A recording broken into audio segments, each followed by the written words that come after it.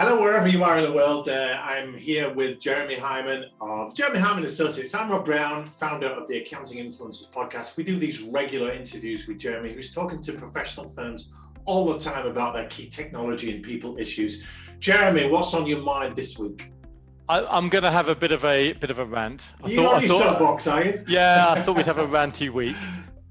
Sector-specific software. So the big players out there that I'm not going to name, but the people that make software for accountants, and have been riling me a little bit this week. I guess. These wouldn't be the vendors that have their own specific agenda that really doesn't take into account the accountants.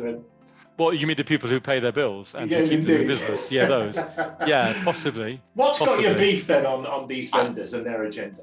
The cloud. Just astonished at how many years are we into our cloud journey, Rob? I don't know. 15 years? 10, 15, right?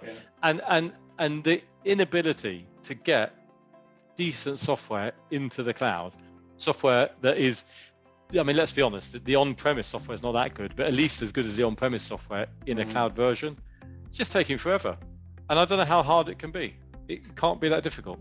Well, forget the accounting firms that are still dealing with checkbooks and pens and spreadsheets. There are still vendors that are dealing with scan this document, sign it to us, put it in the post and send it back. And it's crazy, isn't it? And you have this lovely phrase, vendors still in cloud shock. Tell us what that means. It's like they're in denial, right? So we've heard of this cloud thing and we might get onto it soon, or we'll have it next year. But they've been having it next year for like the past 3 years and 4 years and 5 years. The way I look at it is if you started a firm today, you wouldn't have any of this legacy software at all, right? You'd log on, you'd start some software as a service agreements, you'd be paying monthly and you just get on with your life. But these big legacy providers, they've got they kind of got their tentacles into all different bits of the firm, sitting on old platforms and just causing problems. Yeah, old software, non-compliance, poor data interchange, and it's just causing grief. So why don't they open up their systems and be a lot more collaborative? Well, okay, so there are two possible answers to that. Okay, one is they can't, and two is they won't. If it's that they can't, then that's really very disappointing, because that means they don't have innate technical skills and the ability to do it. So let's be charitable and assume that they can, but then the only remaining answer is they won't. And they won't because they're making far too much money from the existing model. It's the vested interest in the status quo, isn't it? Yeah, and at some level, I don't criticize them for that, because you've got a model that makes you money, then fine. But it's an incredibly short-term view. It's not a sustainable model. So if you got your crystal ball out and figured ahead 5-10 years, if we keep going at the way we are with these vendors, what's the implications of this? They will fail.